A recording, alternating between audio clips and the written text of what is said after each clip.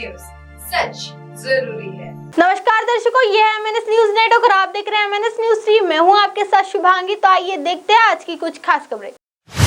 India UAE दुनिया की बेहतरीन के लिए काम करते रहेंगे, फ्रांस की यात्रा को बताया यादगार।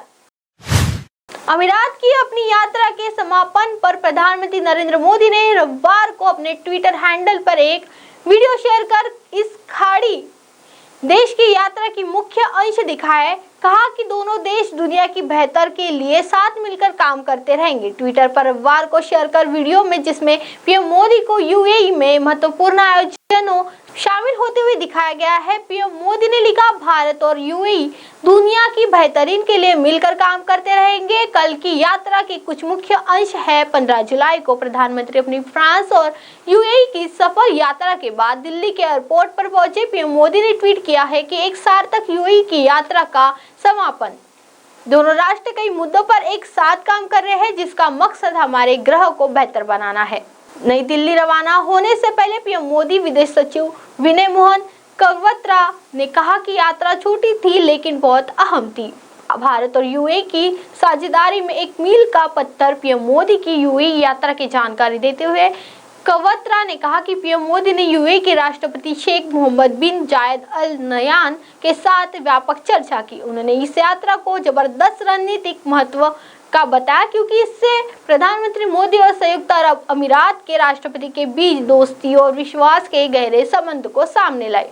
आइए बढ़ते अगली खबर की ओर। विदेश मंत्री जयशंकर ने भगवान हनुमान को बताया बेस्ट। थाईलैंड में भारतीय समुदाय को संबोधित करते हुए विदेश मंत्री डॉक्टर एस जयशंकर ने कहा कि उनके अनुसार सर्वश्रेष्ठ राजकीय भगवान हनुमान है। विदेश मंत्री ने बताया कि कैसे भगवान हनुमान एक ऐसे देश में गए जिसके बारे में उन्हें ज्यादा जानकारी नहीं थी। उन्होंने सीता का पता लगाया, रावण की लंका में आग लगाई और माता सीता का मनोबल ऊंचा रखा।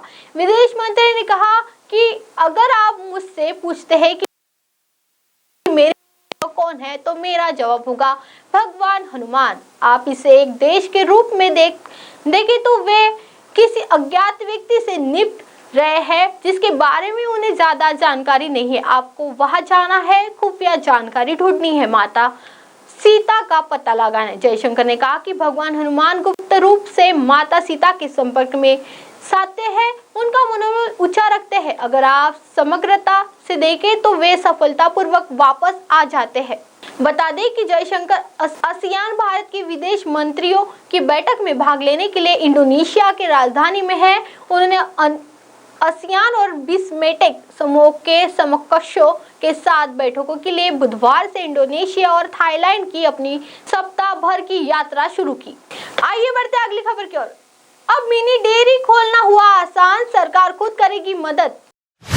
हरियाणा के मुख्यमंत्री मनोहर लाल ने CM की विशेष चर्चा कार्यक्रम के तहत पशुपालन विभाग की मिनी और हाईटेक डेयरियों के लाभार्थियों से बातचीत की। इस दौरान CM खट्टर ने कहा कि हमारी सरकार ने छोटे किसानों और ग्रामीण क्षेत्र के युवाओं हेतु स्वयं का काम शुरू करने के लिए हाईटेक और मिनी डेयरी स्कीम चलाई है। इसके अलावा CM खट्टर ने बताया कि अनुसूचित जाति के लोगों को रोजगार उपलब्ध कराने की स्कीम के तहत 3 दुधारू पशुओं की डेयरी खोलने पर 50% की सब्सिडी और 20 से अधिक दुधारू पशुओं की हाईटेक डेयरी खोलने के लिए ब्याज में छूट दी जाती है। उन्होंने बताया कि अब तक प्रदेश में 13,244 डेयरियां स्थापित की है। इसके साथ ही पशुपालन के पूंजी की आवश्यकता पूरी हो सके, इसके लिए पशुधन किसान क्रेडिट कार्ड योजना शुरू की गई है, जिसके तहत बैंकों द्वारा अब तक 1,54,000 पशुधन किसान क्रेडिट कार्ड दिए गए हैं। CM खट्टर ने कहा कि देश के श्वेत क्रांति लाने में हरियाणा